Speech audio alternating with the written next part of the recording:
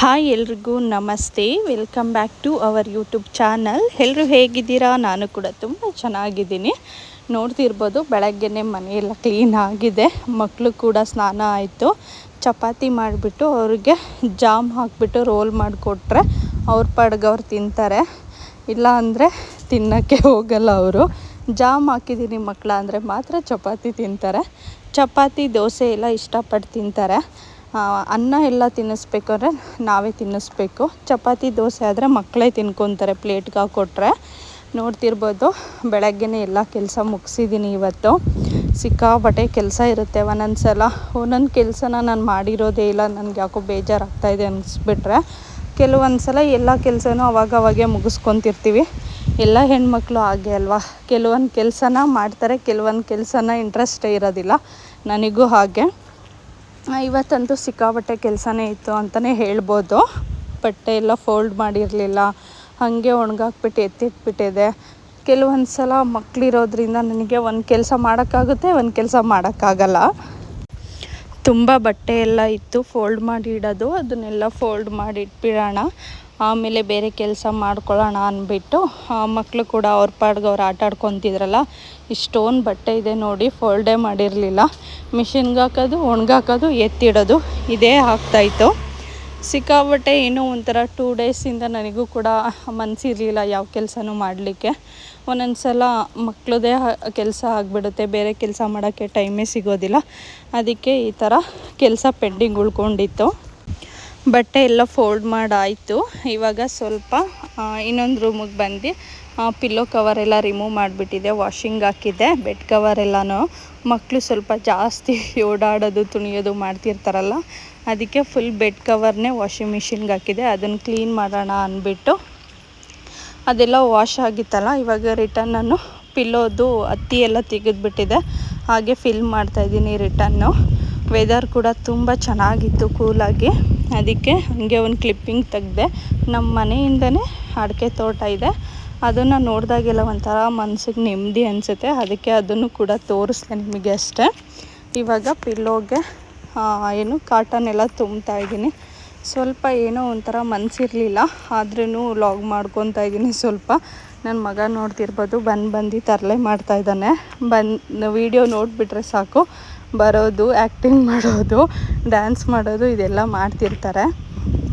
ಆದರೆ ನನಗೇನು ಅಷ್ಟೊಂದು ಡಿಸ್ಟರ್ಬ್ ಮಾಡಲ್ಲ. ಬಟ್ ಬೇರೆ ಟೈಮಲ್ಲೆಲ್ಲ ಸ್ವಲ್ಪ ತೀಟೆ ಮಾಡೋದು, ಕಿತ್ತಾಡೋದು, ಜಗಳ ಮಾಡ್ಕೊಳ್ಳೋದು ಮಾಡ್ತಿರ್ತಾರೆ. ಈ ಬೆಡ್ ನಾವು ಒಬ್ಬಳೇ ಫಿಲ್ ಮಾಡಿ ಕವರ ರಿಮೂವ್ ಮಾಡಿ ಹಾಕೋ ಅಷ್ಟರಲ್ಲಿ ಸಾಕಾಗೋಯ್ತು ನನಗೆ. ಆ ಬೆಡ್ಡು ಎತ್ತಕ್ಕೆ ಆಗ್ತಾ ಇರಲಿಲ್ಲ.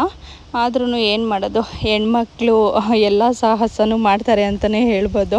ಎಷ್ಟೋ ಕೆಲಸನ ಮನೆಯಲ್ಲಿ ಮಾಡೋಕ್ಕಾಗಲಿಲ್ಲ ಅಂದ್ರೂ ಕಷ್ಟಪಟ್ಟು ಮಾಡ್ತಿರ್ತಾರೆ. ಆದರೆ ಎಲ್ಲ ನೀಟಾಗಿರಬೇಕು ಅಂತ. ಹೌದು, ನಾನು ಹಾಗೇ, ನನ್ನ ಕೈಲಿ ಆಗ್ತಿಲ್ಲ. ಆದ್ರೂ ಆ ಬೆಡ್ಡೆ ಎತ್ತೋದು, ಆ ಕವರ್ ಹಾಕೋದು, ಅದನ್ನೆಲ್ಲ ಫಿಲ್ ಮಾಡೋದು, ಇದೆಲ್ಲ ಇಬ್ಬರು ಮಾಡಬೇಕು ಕೆಲಸನ. ಆ್ಯಕ್ಚುಲಿ ಇಬ್ಬರು ಇಟ್ಕೊಂಡ್ರೆ ಆರಾಮಾಗಿ ಆಗುತ್ತೆ. ಆದರೆ ಏನು ಮಾಡೋದು, ಒಬ್ಬಳೇ ಇದ್ದೀನಲ್ಲ, ಅದಕ್ಕೆ ಎಲ್ಲ ನೀಟಾಗಿ ಮಾಡ್ಕೊತಾ ಇದ್ದೀನಿ. ಸುಮ್ಮನೆ ಮನೇಲಿ ಕೂತ್ಕೊಂಡಿರೋದಕ್ಕಿಂತ ಒಂದೊಂದೇ ಕೆಲಸ ಮಾಡ್ಕೊಳ್ಳೋಣ ಅಂದ್ಬಿಟ್ಟು ನನ್ನ ಕೈಲಿ ಆದಾಗೆಲ್ಲ ಒಂದೊಂದೇ ಕೆಲಸ ಮಾಡ್ಕೊತಿರ್ತೀನಿ. ಆ ಮಕ್ಕಳು ಆದಮೇಲೆ ಸ್ವಲ್ಪ ಆಪ್ರೇಷನ್ಗಳೆಲ್ಲ ಆದಮೇಲೆ ಸ್ವಲ್ಪ ಸುಸ್ತು ಅನ್ನಿಸ್ತಿರುತ್ತೆ, ಕೆಲಸ ಮಾಡೋಕ್ಕೆ ಆಗ್ತಿರಲ್ಲ. ನಾವು ಫ್ರೀ ಆಗಿದ್ರೂ ಕೆಲವೊಂದು ಸಲ ಕೆಲಸನೇ ಮಾಡೋಕ್ಕಾಗಲ್ಲ, ಏನೋ ಒಂಥರ ಮೈಂಡೇ ಅಪ್ಸೆಟ್ ಆಗಿಬಿಡುತ್ತೆ. ಈ ಥರ ಎಲ್ಲ ನನಗೂ ಆಗ್ತಿರುತ್ತೆ. ಏನಾದರೂ ಇದಕ್ಕೆ ಸೊಲ್ಯೂಷನ್ ಇದ್ದರೆ ಪ್ಲೀಸ್ ಕಮೆಂಟ್ ಮೂಲಕ ತಿಳಿಸಿ. ಫೈನಲಿ ಬೆಡ್ ಕವರ್ ಹಾಕಿದ್ದಾಯಿತು. ಒಂದು ಸಾಹಸನೇ ಮಾಡಿಬಿಟ್ಟೆ, ಎತ್ತಕ್ಕಾಗಿಲ್ಲ ಅಂದ್ರೂ ಎಲ್ಲನೂ ರಿಮೂವ್ ಮಾಡೋದು, ಹಾಕೋದು ಎಲ್ಲ ಮಾಡಾಯಿತು. ನಮ್ಮ ಮನೆಯವರು ಬೈತಿರ್ತಾರೆ, ಏನಕ್ಕೆ ಎಲ್ಲ ಎತ್ತೀಯ ಮಾಡ್ತೀಯಾ, ಏನೂ ಆಗಿರಲ್ಲ, ಸುಮ್ಮನೆ ಎಲ್ಲ ರಿಮೂವ್ ಮಾಡ್ತೀಯಾ ಅಂದ್ಬಿಟ್ಟು. ಬಟ್ ಆದರೂ ಮನಸ್ಸು ಕೇಳಲ್ವಲ್ಲ, ಎಲ್ಲ ವಾಶ್ ಮಾಡಬೇಕು ಅಂದರೆ ವಾಶ್ ಮಾಡಬೇಕು, ಆ ಥರ ಅನ್ನಿಸ್ತಿರುತ್ತೆ.